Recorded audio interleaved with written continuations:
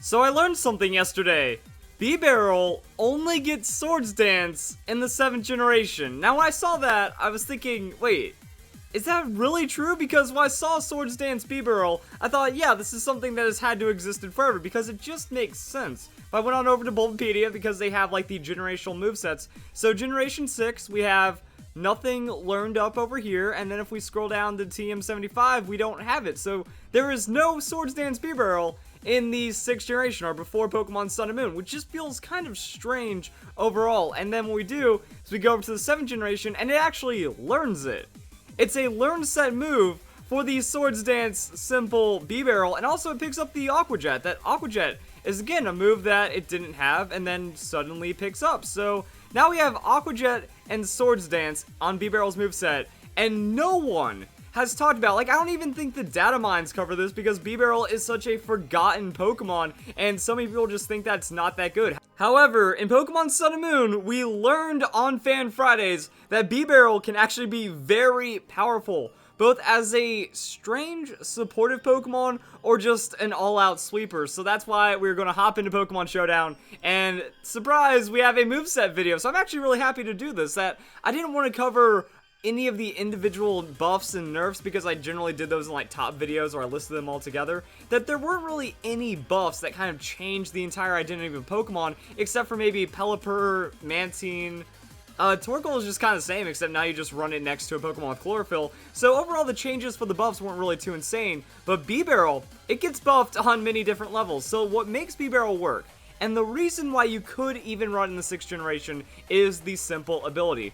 The Pokemon stat stages are doubled when raised or lowered, and that means if you go for Curse, like Curse Amnesia Bibarel was kind of the thought, or you can also run Double Team and then treat it like a Minimize, but then you get Move Slot Syndrome, and Bibarel still doesn't have that fantastic of stats anyways. But with this, you can actually Swords Dance at a +4 immediately, so ×3 attack, which means now your attack stat isn't really too much to worry about, and then Normalium Z plus Yawn. So if you go Normalium Z Yawn, it actually boosts your speed by 1 stage, which means that 71 base speed is great because you outspeed 130 base speed Pokemon, which means Tapu Koko gets outsped after you've set it up. Now, Bibarel is a normal water-type Pokemon, so that means if you're going up against Tapu Koko, it's going to be very bad to begin with, but if they try to respond to your Bibarel that's already set up with Tapu Koko, you just kill it. And that's how Bibarel sweeps, that we now have a +4, a 3 times attacking Pokemon that's outspeeding most of the Pokemon in the game.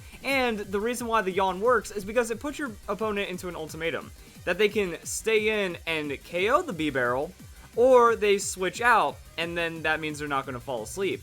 In either case, you're going to do very well. That we saw a lot of different things happen in the Fan Friday battles, that they switched out, well then that means you get a free Swords Dance, and if the Pokemon they switch in isn't faster than the Bibarel, it dies anyways, so they're going to lose right there. They either go for setup on the first turn, eat the Yawn, try to KO the Bibarel, fail, and then Bibarel sets up multiple Swords Dance. Like if they go to sleep, and your Bibarel is still alive somehow, then that means you go to +6 and you win even harder. Or Bibarel could get knocked out, but then what we saw is we saw a lot of cool follow-ups for the team, such as a Mega Beedrill and the Flygon. So I'm just thinking, any Pokemon that wants a couple turns alone with the other Pokemon is going to be absolutely great. So like Bibarel, it's not 100% always going to get this setup going. Like imagine if Bibarel actually got some other kind of buffs, like to its stats, its bulk, or something like that. Like it got +20 to hit points or +10 to defense and special defense. It could be even scarier. That Game Freak slid in the Swords Dance and then no one realized it for almost 4 months. That's pretty ridiculous to think about. That when I was doing my buffs video, I was like, I was trying to figure out everything, and I thought all the buffs had been like kind of patched out, that Will-O-Wisp on Frostlass was one that was kind of overlooked, but then the Swords Dance Bibarel, yeah, and then you use Z Yawn. So I don't even, like, I'm both shocked that it took so long to discover this, but I'm also surprised that someone figured out the Z Yawn on the Bibarel in just 4 months. We're still pretty early on in Pokemon Sun and Moon shenanigans, and it got pretty carried away right there. So then we looked at the rest of the team, and we saw Mega Beedrill. So my guess is, if they go for the KO on Bibarel. Then you just bring in another Pokemon. So then that means the Mega Beedrill will have the opportunity to Twin Needle and then go for a +3 on its attack. Same with Flygon or any Dragon Dance Pokemon. Like, you could bring in Flygon for Dragon Dance, you could bring in Dragonite for Dragon Dance, and then you could just try to go and absolutely body your opponent. I think Flygon works on the team for another reason as well. Since Bibarel is a Water-type Pokemon,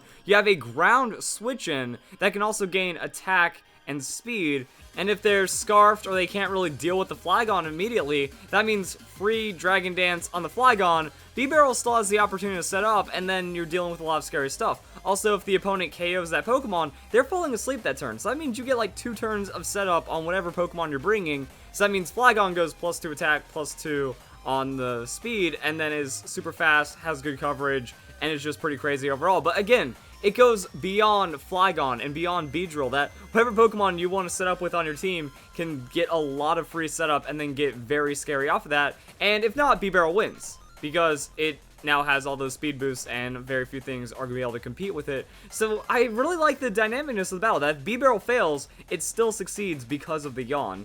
And then you're still putting a high chance that Waterfall goes and trashes everything. So let's go hop on over to some damage calculations and just see how terrifying a +4 Bibarel is, and pretty solid. So we have neutral offensive nature at +4 with max EV investment, and we one-shot Silvally. That's kind of all that you need to know. That return Waterfall is going to be pretty solid coverage overall. So let's go and even bring in some other Pokemon. Like I said, the Tapu Koko is 100% going to get absolutely wrecked by this Bibarel, taking either of those as a KO right there. Garchomp is also going to get wrecked. It's slightly tankier than the Silvally, but again, like, it's just kind of showing the damage overall on the Bibarel is going to be pretty solid. And looking at those numbers, and depending on like what you're really worried about and what you're dealing with, you can maybe even like shrug off a couple of attack investment, like go 200 EVs. You're still KOing pretty much everything unless it's really weird and specific defensive tanks, and then you just put the rest into the hit points. So that means we could go into a 56 on the hit points, get a little bit more durability, and let's see what the Garchomp does. And it does kind of make it to where, you know, the average attack that isn't superly boosted is not going to be enough to KO the Bibarel, and then it just kind of sets up and wins. So, kind of showing you guys the diversity of the Bibarel right here, and I'm impressed that we see all these Z moves, and I feel like, oh, Z move, we see some kind of Z cheese strat and something like that, and it would get boring, but it really doesn't, because these Z moves, like, oh, by the way, have you tried this Z move? Yeah, by the way, that one's pretty broken. Like, the Z Trick Room really got me. The accuracy on the Bronzong into a boosted accuracy hypnosis was pretty hype, I will say. So just kind of saying like, oh yeah, we know what the move does, but until you actually visualize it with a Pokemon or find some kind of niche Pokemon that can run away with the strat, it kind of takes it to the next level. So Bibarel got a massive buff, and if your opponent doesn't expect it, it just sweeps because it's too fast and too much damage. And I'm trying to think about like what you can really do besides be faster than it or have like a pure defensive tank.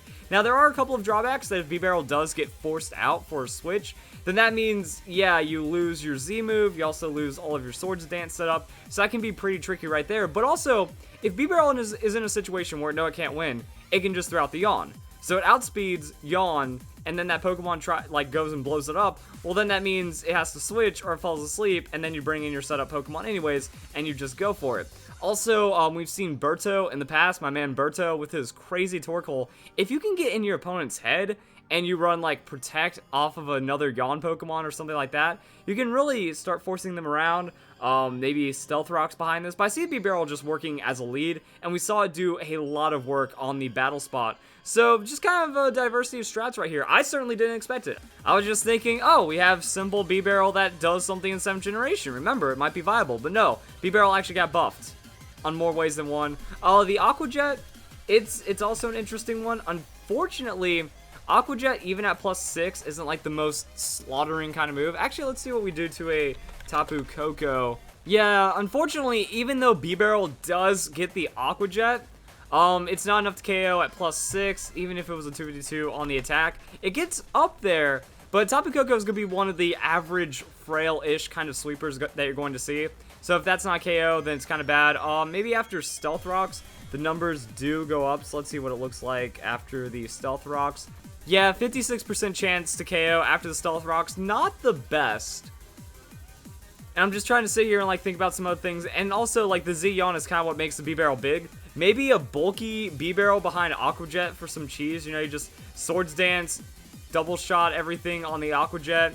Maybe as the late game sweeper, you might be able to hold it out. So move slot syndrome on the Bibarel, but overall it did get buffed, and then you just waterfall return and slaughter everything. So if you guys enjoy the video, hope you all have a nice day. Bibarel got a buff. Yeah.